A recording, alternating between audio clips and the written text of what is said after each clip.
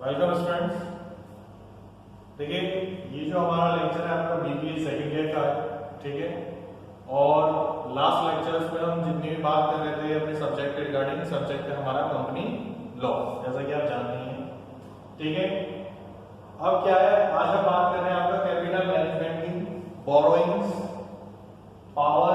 Borrowing powers, mortgage and charges, इसके regarding हम बात करेंगे। अकॉर्डिंग टू कंपनीज एक्ट 2013 हम बात कर रहे हैं सारे, ठीक है। लास्ट लेक्चर में हमने आपके डायरेक्टर्स के बारे में डिस्कशन कर लिया था, मैनेजिंग डायरेक्टर्स की पावर्स, अपॉइंटमेंट्स और आपके होल टाइम डायरेक्टर्स क्या होते हैं, होल टाइम डायरेक्टर्स, उसके बारे में हमने डिस्कशन कर लिया, ठीक है। तो अब जब हम बात कर रहे हैं आगे आपकी, तो आगे हम बात कर रहे हैं कैपिटल मैनेजमेंट के बारे में, किस तरीके से कंपनी चीजों को, जो कैपिटल है आपकी, उसे बोरो कर सकती है फ्रॉम द मार्केट, और क्या क्या उस पर रिस्ट्रिक्शंस होती हैं, क्या प्रोसीजर होते हैं, किस तरीके से वो कितनी मनी बोरो कर सकती है अकॉर्डिंग टू दियर मेमोरेंडम, ठीक है। तो इसमें बात करते हैं, देखिए यहाँ देखिए इसमें क्या है आपका, every trading company has an employ power to borrow, ठीक है। मींस क्या है कि जो भी कंपनी है आपकी, उसकी एक इनबिल्ट पावर होती है कि जब भी वो बिजनेस एक्सपेंशन के बारे में सोचती है, वो क्या करेगी, उसके पास फंड्स को कलेक्ट करने के लिए वो मार्केट से फंड्स को बोरो कर सकती है, ठीक है। In terms of shares, in terms of debentures, जो भी वो मोड पसंद करती है, जो भी मोड उसे अच्छा लगता है, जो उसके पॉलिसी मेकर्स हैं, मींस जो डायरेक्टर्स हैं, ठीक है, उनसे कंसल्टेशन के बाद जो उसका मैनेजमेंट डिसीजन लेता है, वो उस सोर्स ऑफ फंडिंग से वो अपनी कंपनी के जो इंस्ट्रूमेंट्स हैं उन्हें फंड करवा सकता है, ठीक है। इसमें देखिए आगे आते हैं, as borrowings is implied in the object for which it is incorporated, a trading company में exercise their power even if it is not included in the memorandum, ठीक है। However, non-trading company has no implied power to borrow, and such power can be taken by it. Implied power to borrow and such power can be taken by it by including a clause to that effect in the memorandum, ठीक है। Means क्या है कि जो हमारे memorandum के rules and regulations हैं, उसके अकॉर्डिंग ही जो आपकी कंपनी है, even it is public company और इट इज प्राइवेट कंपनी, ठीक है। पब्लिक और प्राइवेट कंपनी के बारे में हम पहले डिस्कशन कर चुके हैं। तो प्राइवेट कंपनी को एज सच बोरोइंग्स की कोई पावर नहीं होती, वो मार्केट से बोरो नहीं कर सकती, लेकिन पब्लिक कंपनी के केस में क्या हो सकता है, वो अपने शेयर्स इशू कर सकती है, ठीक है। नेक्स्ट जो हम बात करते हैं, आगे आते हैं, देखिए आगे है आपका रिस्ट्रिक्शंस ऑफ बोरोइंग। मींस इसमें आपकी दोनों चीजें इंक्लूड है, किस तरीके से हम बोरो कर सकते हैं, किस तरीके से हमारी रिस्ट्रिक्शन होती है, कौन कौन से ऐसे कंपनीज है, कौन कौन से ऐसे प्रोसीजर्स है। तो देखिए इसमें क्या कहता है आपका, फर्स्ट पॉइंट हमारा, public company can borrow only after the receipt of commencement certificate, section 149(1), ठीक है। सेक्शन 149(1) क्या कहता है, जिसमें कंपनी क्या है, जो पब्लिक लिमिटेड कंपनी है, वो किस केस में बोरो कर सकती है मनी को मार्केट से, जब उसे कमेंसमेंट सर्टिफिकेट मिल जाता है, ठीक है। जैसे ही उसे कमेंसमेंट सर्टिफिकेट मिल जाएगा, वो अपना बिजनेस रन करने के लिए पब्लिक से या स्टॉक मार्केट के थ्रू वो फंड्स कलेक्ट कर सकते हैं, ठीक है। But a private company can borrow immediately after the incorporation, ठीक है। लेकिन प्राइवेट कंपनी के इसमें क्या हो सकता है कि प्राइवेट कंपनी मनी को बोरो कर सकती है कुछ केसेस में आफ्टर इनकॉर्पोरेशन, जैसे ही वो इनकॉर्पोरेट हो जाती है, ठीक है। नेक्स्ट आता है, द बोर्ड ऑफ डायरेक्टर्स में borrow money by passing the resolution pass at the meeting of the board, ठीक है। मींस क्या है, जो बोर्ड ऑफ डायरेक्टर्स है वो मनी बोरो कब कर सकते हैं, जब वो एक रेजोल्यूशन पास करें कंपनी बोर्ड की मीटिंग में, ठीक है। द बोर्ड में delegate its borrowing power to the committee of directors, ठीक है। जो बोर्ड होगा वो बोरोइंग पावर्स किसे हैंडओवर कर देगा, आपका कमेटी ऑफ डायरेक्टर्स को, जो इस काम को आगे परफॉर्म करेंगे, ठीक है। सच का resolution should specifically mention the aggregate amount up to which the money can be borrowed by the committee, ठीक है। इसमें क्या है कि कमेटी क्या है, अपनी जो बोरो मनी करेगी वो उसकी अमाउंट को वो डायरेक्टर्स को बताएगी, कि हम पर्टिकुलर टाइम में पर्टिकुलर इतनी जो हमारी मनी की क्वांटिटी है उसे बोरो करेंगे, देन उससे हम पर्टिकुलर जो बिजनेस एक्सपेंशन हमारा प्रोग्राम चल रहा है पर्टिकुलर सेक्टर में उसे इन्वेस्ट करेंगे। ठीक है, नेक्स्ट आता है the managing director, manager or any other principal officer of the company on such conditions as it may prescribe according to section 292(1)(c). ठीक है, ये तो हो गया हमारा पब्लिक कंपनी और प्राइवेट कंपनी में। नेक्स्ट आ गया आगे the money borrowed together with the money already borrowed by the company. ठीक है, मतलब जो मनी है वो दोनों चीजें ऐड हो जाएंगी, जो मनी वो बोरो करने वाली है और जो मनी वो पहले से बोरो कर चुकी है। क्यों? क्योंकि इससे हमें क्या पता लगेगा, टोटल लायबिलिटीज पता लगेगी। Excluding loans obtained from banks that is working capital, जो बैंक लोन होगा जो वर्किंग कैपिटल के लिए हमने इस्तेमाल किया है, जो बैंक से लोन लिया है उसे एक्सक्लूड कर देंगे, तो छोड़ देंगे। Shall not exceed the aggregate of the paid up capital, और ये हमेशा हम ध्यान रखेंगे जो हमारी बोरो कैपिटल है वो जो पेड अप कैपिटल है उससे एक्सीड नहीं होनी चाहिए, उससे ज्यादा नहीं होनी चाहिए। पेड अप कैपिटल तक ही वो लिमिटेड रहनी चाहिए। ठीक है, ये है किसमें paid up capital and the free reserve section 293(1)(d). ठीक है, नेक्स्ट आता है it may be noted that a company में बोरो इन excess of its paid up capital and free reserve if it is so consented and authorized by the shareholder at the general meeting। ठीक है, और अगर company किसी case में अपनी paid up capital से या अपनी जो फ्री रिजर्व्स हैं उससे ज्यादा बोरो कर रही है, तो उस केस में क्या करेगी, वो जो उसके शेयर होल्डर्स हैं उनसे एक जनरल मीटिंग हमारी बुलाई जाएगी और उससे कंसल्टेशन के बाद ही वो इस कंडीशन को क्रॉस करेंगे और इस कंडीशन के अकॉर्डिंग वो उन्हें अवेयर करवाने के बाद ही पेड अप कैपिटल से ज्यादा बोरो करने के लिए लायबल बन जाएंगे। ठीक है, नेक्स्ट आता है आपका transactions which are not borrowing. First आता है इसमें आपकी टेम्पररी लोन्स। ठीक है, repayable within 6 months on demand obtain from the companies banker in the ordinary course of business. ठीक है, नॉर्मल कोर्स ऑफ बिजनेस को चलाने के लिए जो हमारी ट्रांजैक्शंस हैं जो हम बोरोइंग्स में काउंट नहीं करेंगे वो क्या है, जैसे हमारी टेम्पररी लोन्स हैं जो मिनिमम 6 मंथ्स तक के लिए है। ठीक है, लेस देन 6 मंथ्स में हम उनको खत्म कर देंगे और लेस देन 6 मंथ्स के लिए जब हमने वो बोरो करिए तो वो हमारी क्या होगी, बोरोइंग्स में काउंट नहीं होगी, वो टेम्पररी बोरोइंग्स में होगी। Borrowings of money by a banking company in the ordinary course of business, hire purchase and leasing transaction. ठीक है, हायर परचेज और लीजिंग ट्रांजैक्शन।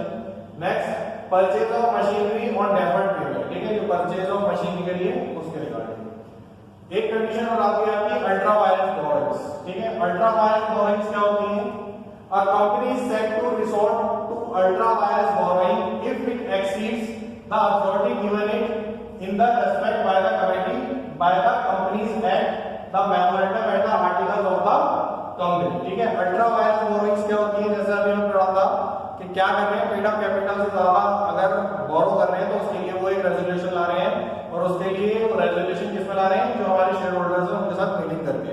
ठीक है, इस केस में क्या अल्ट्रा वायलेंस में कि क्या कर रही है, अगर कंपनी को जरूरत पड़ रही है इससे जो उसका कंपनीज एक्ट में डिफाइन है, जो उसने डिफाइन करके कंपनीज एक्ट में जो डिफाइन करके कितनी कैपिटल बोरो कर सकते हैं उससे ज्यादा उसे बोरो कर रही है। Memorandum of article of association में जो कंपनी ने मेंशन किया है उससे ज्यादा उसे बोरोइंग करनी है, तो उस केस में क्या करेंगे, an act of borrowing by the company may be ultra violence the company और ultra violence the directors of the ultra violence the articles. ठीक है, इससे ज्यादा जैसे ही वो बोरोइंग करेंगे outside the party, outside the powers, जैसे ही वो बोरो करना शुरू कर देगी अपनी जो लिमिट मेंशन है उससे ज्यादा जैसे ही वो एक्सीड करेगी, तो जितनी भी चीज वो एक्सीड करके बोरो कर रही है, जितनी क्वांटिटी ऑफ मनी, वो सारा क्या आ जाएगा, वो सारी चीजें आ जाएगी आपकी अल्ट्रा वायलेंस बोरोइंग्स में। ठीक है, नेक्स्ट आते हैं वॉइड है विंडो बोरोइंग्स। ये क्या होती है आपकी, where such loans is ultra violence the company, such loans is null and void and does not create an actionable debt। ठीक है, actionable debt any securities given in respect thereof are inoperative, thus the lender cannot sue the company for the return of the loan and shall be under an obligation to return back to the security। ठीक है, ऐसा इसमें कुछ है नहीं, एक बार आप read कर लेना। ठीक है, इसमें नीचे आते हैं हमारे borrower the money beyond its powers, he may have the following remedies। Remedies कौन सी हो सकती हैं? देखिए इसमें फर्स्ट है आपकी इंजेक्शन। इंजेक्शन क्या होता है आपका? देखिए if the company has not spent money so borrowed, ठीक है, क्या कर रही है?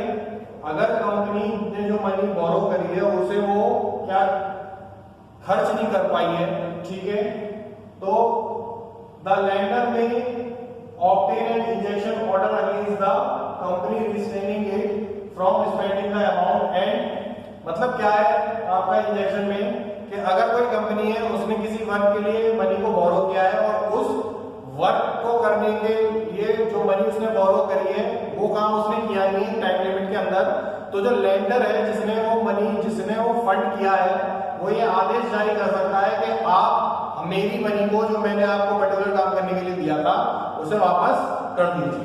ये चीज आती है आपकी इंजेक्शन। नेक्स्ट आते हैं रिस्टिट्यूशन। रिस्टिट्यूशन क्या है आपका?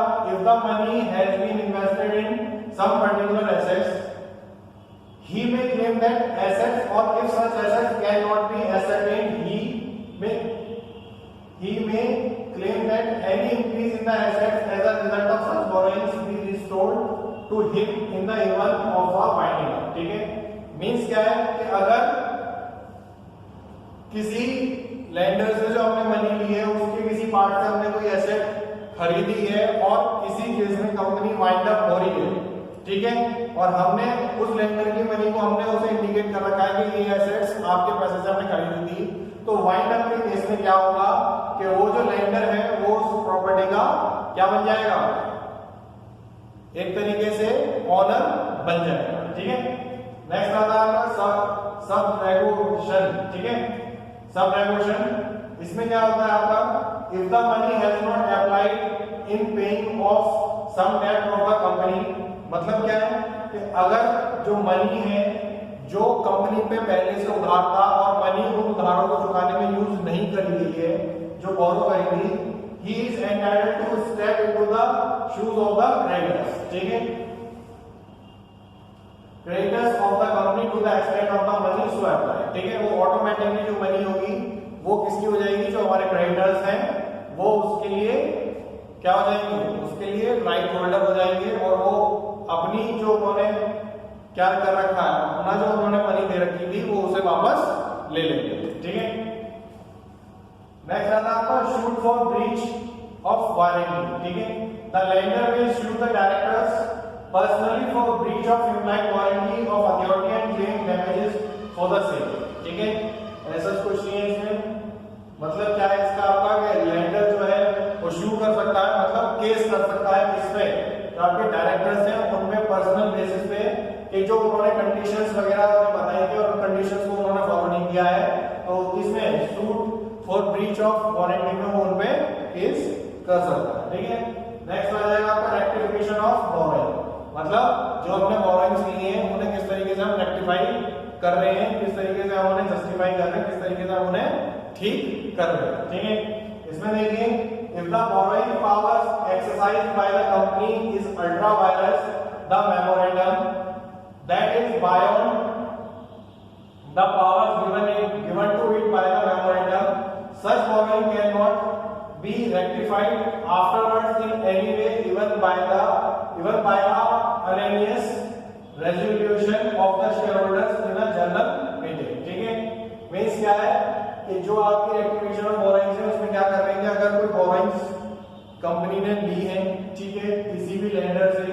और वो क्या एक्सीड करती है कंडीशंस को जो उसके मेमोरेंडम ऑफ एसोसिएशन में या आर्टिकल ऑफ एसोसिएशन में गिवन है, तो उस केस में क्या है कि लेंडर क्या कर सकता है? लेंडर के पास ये राइट होगा कि वो अपने राइट को यूज करते हुए कंपनी की पर्टिकुलर कंपनी को उसने जो मनी उधार दी थी एज अ डेट, ठीक है, और जो कंपनी को उधार था जिसे कंपनी को चुकाना था वो उसे चुकाने के लिए कंपनी को कह सकता है। ठीक है, ये चीज आती है आपकी रेक्टिफिकेशन ऑफ बोरोइंग्स। नेक्स्ट आता है हमारा borrowings and charges. Borrowings and charges क्या होते हैं आपके? बोरोइंग्स को हमने समझ लिया कि बोरोइंग्स क्या है आपकी, एक तरीके से उधार है जो हम मार्केट से ले रहे हैं, ठीक है। नेक्स्ट आता है हमारा चार्जेस। चार्जेस में क्या बात करनी है हमारी? Borrowings has become an equally important method along with share capital of financing projects, ठीक है। Corporate borrowings has its own peculiarities.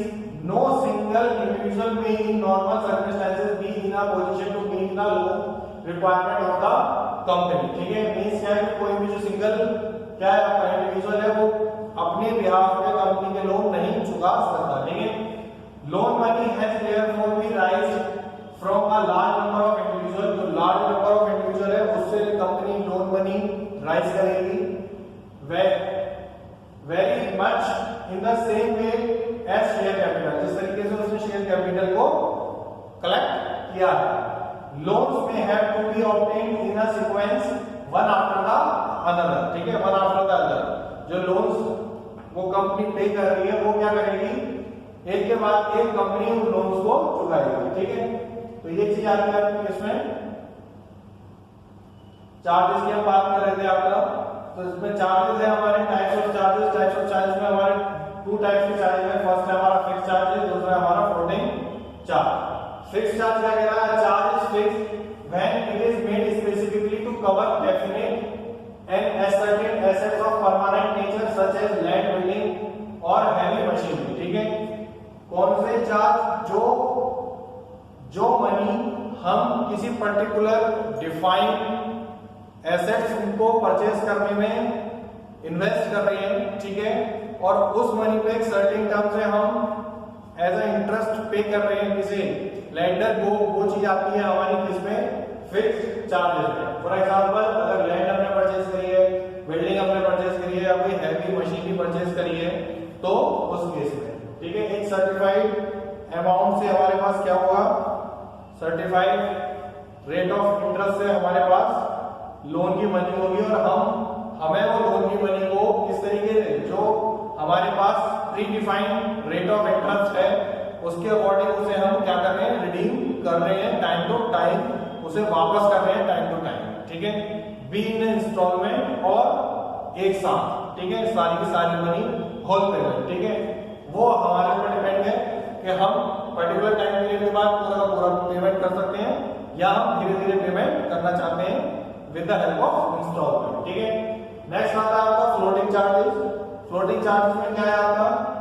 It is a charge on the current assets of the company present और future which change from time to time in the ordinary course of business, ठीक है। Means क्या है? वो charge जो आपके ordinary course of business की conditions को देखते हुए पर्टिकुलर टाइम पीरियड के बाद इवैल्यूएशन करने के बाद उन्हें चेंज कर दिया जाता है। वो सारे चार्ज किसमें आते हैं? आपके फ्लोटिंग चार्जेस में आते हैं। For example stock in trade, bills receivable, cash in hand, work in progress, goods in transit, inventory etcetera, ठीक है। जैसे इसमें आता है आपका when the company goes into liquidation. Second आता है when the company ceases to carry on the business. Next आता है आपका व्हेन द क्रेडिटर्स और the debenture holders take steps to enforce their security, example by appointing receiver to take possession of the property charge. Next आता है on the happening of the even specified in the deed, ठीक है। Next आता है आपके registration of charges. Registration of charges किसके अंदर है? अंडर सेक्शन 125, ठीक है। अब इसमें किस तरीके से किया जाता है आपका? The security created and charged for the following purpose must be registered with the registration of charges within 30 days। अगर कोई भी हम चार्जेस पे कर रहे हैं किसी भी चीज का, जो हमने लोन लिया है, बोरोइंग्स करी है, ठीक है, तो वो विदिन 30 डेज में हमें स्पेसिफाई हो जानी चाहिए, हमें पता लग जानी चाहिए, ठीक है। तो इस तरीके और further period of 30 days with additional fees after the date of their creation, ठीक है। फर्स्ट है आपका securing any issue of debenture, ठीक है, अगर हम कोई डिवेंचर इशू कर रहे हैं। Next uncalled share capital of the company, कोई अनकॉल्ड शेयर कैपिटल बची हुई है जो हमें कॉल करनी है। नेक्स्ट आते हैं आपके book debt, stock in trade और other current assets of the company, उनके रिगार्डिंग जो हमने चार्जेस पे करने हैं। नेक्स्ट आता है आपके एनी इमूवेबल प्रॉपर्टी, ठीक है, कोई इमूवेबल प्रॉपर्टी में हमने इन्वेस्ट कर रखा है और हम उसके चार्जेस को पे कर रहे हैं एज इंस्टॉलमेंट। नेक्स्ट आते हैं any movable property not being a breach, ठीक है, एनी मूवेबल प्रॉपर्टी मींस कि जैसे हमने कोई आपके मशीनरी को ले लीजिए, ठीक है, ये पर्टिकुलर टाइम पीरियड तक उसकी लाइफ है 10 इयर्स तक वो चलेगी, देन उसके बाद हमें दोबारा से वो चीज परचेज करनी है, तो इस ड्यूरेशन में क्या कर रहे हैं कि जितनी मनी से हमने वो परचेज करी थी उतनी मनी को हम किसी से हमने फाइनेंस करवाया था और फाइनेंस करवाने के बाद हम विद चार्जेस उसका प्रिंसिपल अमाउंट हम उसे पे कर रहे हैं। नेक्स्ट आता है आपके calls made but not paid, अगर कॉल्स मेड हुई है और कोई वो पे नहीं करी गई है शेयर होल्डर्स से तो उस पे विद इंटरेस्ट वो पे करेगा। आईपीआर ऑफ द कंपनी, ठीक है, ये सारी चीजें इसमें आती है आपकी चार्जेस, इन सारी चीजों पे चार्जेस लगते हैं आपके किसमें, रजिस्ट्रेशन ऑफ चार्जेस सेक्शन 125 के अंडर, ठीक है।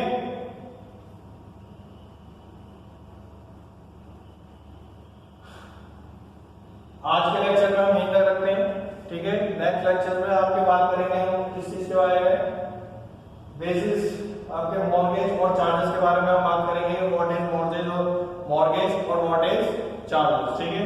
तो आज का जो सेशन है उसे हम यहीं एंड कर रहे हैं, नेक्स्ट सेशन में हम मिलते हैं, ठीक है। और नेक्स्ट सेशन में इससे आगे हम बात करेंगे डिवेंचर्स फोरम के बारे में, ठीक है, वो सारी चीजों के बारे में हम डिस्कशन करेंगे। So in the end of the session I hope आपको यहाँ तक सबको समझ में आया होगा। अगर फिर भी कोई प्रॉब्लम है तो आप मुझसे कांटेक्ट कर सकते हैं, ठीक है, किसी भी समय, जो हमारे कॉलेज का टाइम है 9:30 से 3:30 के बीच, ठीक है। सो आज के लिए हम अपने सेशन